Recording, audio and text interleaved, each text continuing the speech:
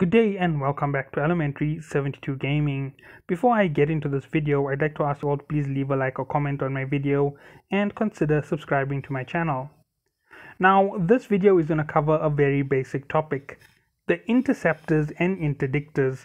It's not going to go in detail to each of them, so I'm really sorry for the fact that it is just going to be the interdictor and the interceptor being explained separately. So the interceptor is the only ship immune to warp fields. So these warp disruption fields don't affect interceptors, and the interceptor with the best cargo capacity is the Atron Interceptor. So if you run this ship in particular with the right set of fittings, you can have without the right set of fittings, with the right rigs in its engineering slot to increase its cargo capacity, it can run from high sec to low sec, transporting all of your valuables. So there is a good way to go. It has 290 cubic meters of storage, and this is where they shine. This is their capability. They are a counteraction to the interceptor, but you only get them in frigates. So yes, it is the only thing that you can do to get through the blockades when there are interdiction bubbles. So you run the interceptor and you can move right through.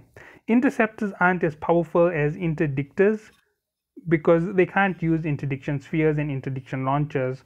When it comes to the two interdiction spheres and interdiction field generators, the field generator is far superior, and that's going to take me straight down to cruisers. Now, I have explained its utility in the quickest format possible. I know that this isn't going to be a very long video, but nonetheless, I hope that y'all do enjoy the shorter format videos for the next few days. Now, when it comes to the interceptors, not the interceptors, the interdiction ships.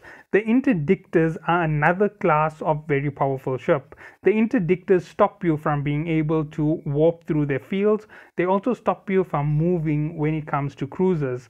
The higher level interdiction field generator actually takes away your ability to use micro warp drives. So any jump technology doesn't work with it. Micro warp drives are inactive within its field. I'm not sure if it still applies. I know that was what it was explained to do in the start. So running one of these ships in this class at level 8 would really make a big difference in your camping formation, because ships that generally would micro warp drive away will end up stuck without the ability to micro warp drive, and all you've got to do is simply web them and shoot them before they can escape the bubble.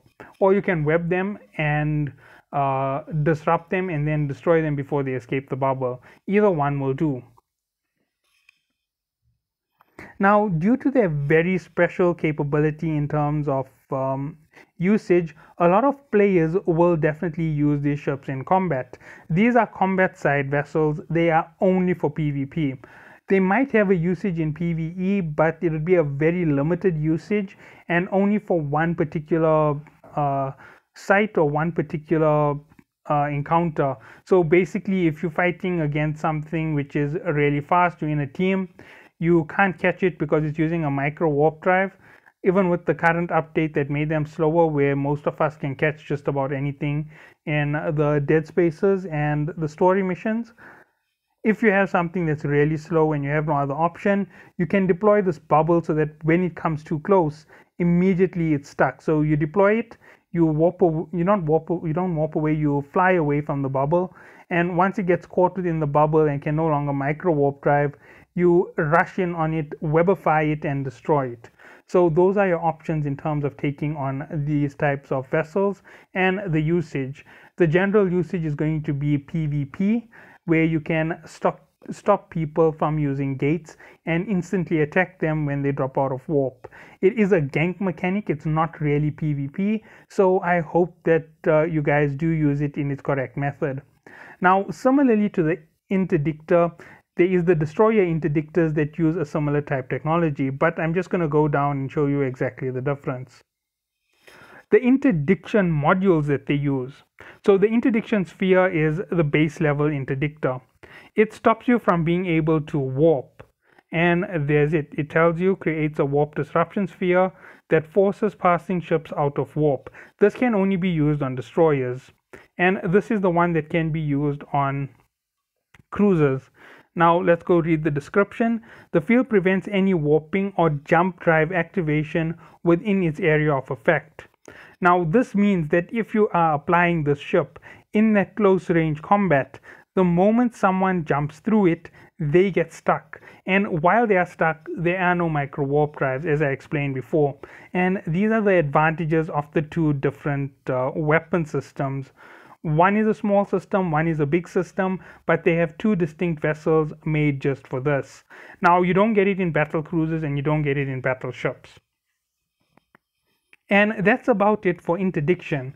Now, the whole idea behind interdiction is to stop the movement of players around you. It's meant to force players to fight you, or it's meant to pull players out into combat when they are running away or spying in your territory. Now, I do have a rule to not make too small of a video, so I am just going to cut it off here at 5 minutes. I'm sorry about that. It's just that I don't have the energy to make another video complete from start to end. So I hope that you all do enjoy. Thank you all for watching. Have a good day.